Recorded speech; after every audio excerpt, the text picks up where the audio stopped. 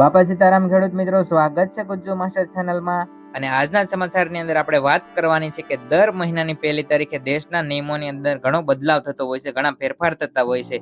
તો આ મહિનાની પહેલી તારીખે, જુલાઈ મહિનાની પહેલી તારીખે પણ દેશના ઘણા નિયમો બદલાઈ રહ્યા છે। તો કયા કયા નિયમો બદલાઈ રહ્યા છે તેના ઉપર આપણે ફટાફટ નજર કરવાના છે અને ડિટેલ્સમાં માહિતી જોવાના છે। તો દર મહિનાની પહેલી તારીખની જેમ આ વખતે આધાર કાર્ડ ની અંદર મોટો ફેરફાર થવા જઈ રહ્યો છે। અને ત્યારબાદ જોઈશું તો રેલવેની અંદર પણ મોટો ફેરફાર થવા જઈ રહ્યો છે। અને ત્યારબાદ આગળ વાત કરીએ તો વિદેશમાં જવા માટે જે પાસપોર્ટની જરૂર પડે છે તેની અંદર પણ ફેરફાર થવા જઈ રહ્યો છે। અને યુપીઆઈ ટ્રાન્ઝેક્શન છે તેના નિયમો પણ બદલાયા છે। તો આ સમગ્ર માહિતી આપણે આજના વિડીયોની અંદર જોવાના છે। જો તમે ચેનલની અંદર નવા હોય તો જરૂરથી સબસ્ક્રાઇબ કરી દેજો અને જોડાઈ રહો ચેનલ સાથે। તો વાત કરવામાં આવે કે દર મહિનાની પહેલી તારીખે દેશની અંદર મોટા નિયમો બદલાતા હોય છે। સામાજિક ક્ષેત્રે અથવા તો ખાનગી કંપનીઓ પણ દર મહિને પોતાના નવા નિયમો જાહેર કરતી હોય છે। વાત કરવામાં આવે તો ગેસની કંપનીની, તો ગેસની અંદર દર મહિનાની પહેલી તારીખે વધારો અથવા તો ઘટાડો થતો હોય છે।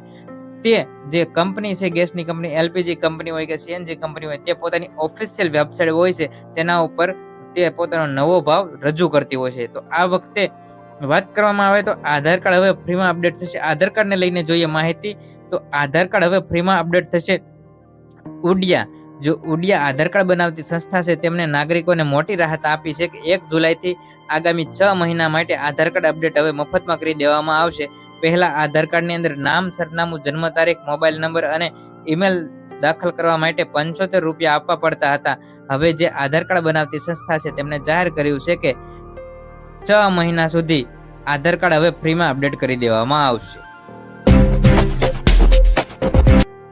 ત્યારબાદ આગળ વાત કરીએ તો રેલવેની અંદર પણ કેટલાક નિયમો બદલાયા છે, તો તેના પર ફટાફટ નજર કરી લઈએ। તો 1 જુલાઈથી ટિકિટ વિના મુસાફરી કરવા પર હવે ડબલ દંડ ચૂકવવો પડશે તેવા નિયમો જાહેર કરી દેવામાં આવ્યા છે। નવા નિયમ મુજબ દંડની રકમ 250 રૂપિયા એટલે કે 200 રૂપિયાથી લઈને 500 રૂપિયા સુધીની કરી દેવામાં આવી છે। સાથે જ હવેથી જો કોઈ પુરુષ મહિલા કોચની અંદર મુસાફરી કરતો પકડાશે તો તેના પર 2500 રૂપિયાનો દંડ ફટકારવામાં આવશે। તો રેલવે મંત્રાલય દ્વારા પણ નિયમોની અંદર ફેરફાર કરવામાં આવ્યો છે અને હવે પહેલી તારીખથી કડક નિયમ અમલ કરી દેવામાં આવશે।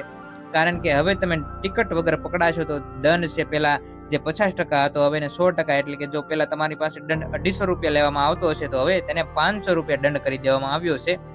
કોઈ પણ પુરુષ મહિલાની જે કોચ હોય છે તેની અંદર પકડાશે તો સીધો 2500 રૂપિયા દંડ। અને વિગતવાર વધુમાં માહિતી દેવામાં આવે તો અમદાવાદનું જે રેલવે સ્ટેશન છે તેને પોતાની ડિજિટલ લોકર સુવિધા ચાલુ કરી છે, તે વિશે આપણે ચર્ચા કરી લઈએ ફટાફટ।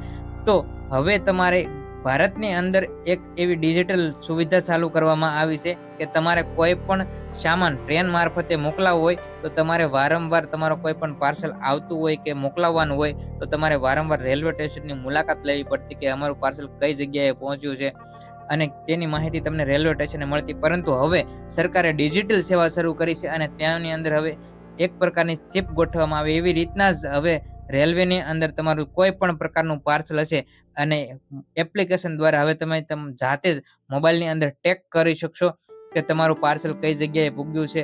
તો આ જે ડિજિટલ સેવા છે તે ભારતની અંદર ચાલુ થઈ ગઈ છે। ત્યારબાદ આગળ વાત કરવામાં આવે તો 1 જુલાઈથી અંદર જે લાગુ થતા નવા નિયમો છે તે મુજબ 36 પેજની અંદર જે નવા ઇસ્યુ થયેલા પાસપોર્ટ છે તેની ફીની અંદર 1500 થી વધારીને 2500 રૂપિયા કરી દેવામાં આવી છે।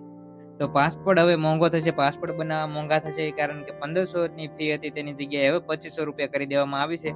અને તાત્કાલિક સર્વિસ માટે હવે પહેલાની અંદર 3500 જે લેવાતા હતા એની જગ્યાએ હવે 5000 રૂપિયા ફી કરી દેવામાં આવી છે।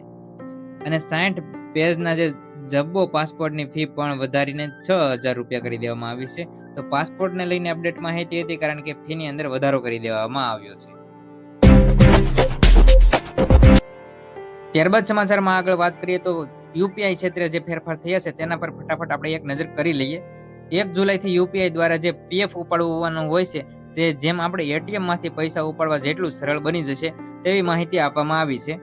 અને આ એક છે લાગુ કરવા માટેની અપેક્ષા અત્યારે લોન્ચ કરી છે, પરંતુ આ નિયમ લાગુ થયો નથી, તે વિશે આપણે ચર્ચા કરી લઈએ।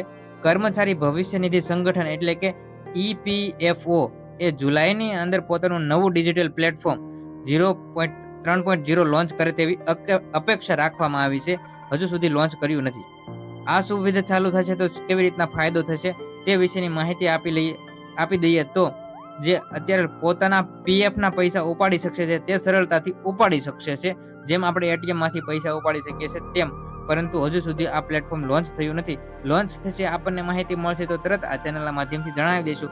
અને જો તમે દેશની અંદર બનતી જે આવી નવી ઘટના અને ગુજરાતની અંદર બનતી જે નવી ઘટના તાત્કાલિક ધોરણે માહિતી મેળવવા માંગતા હોય તો જરૂરથી ચેનલને સબસ્ક્રાઇબ કરી ચેનલ સાથે જોડાયા રહો.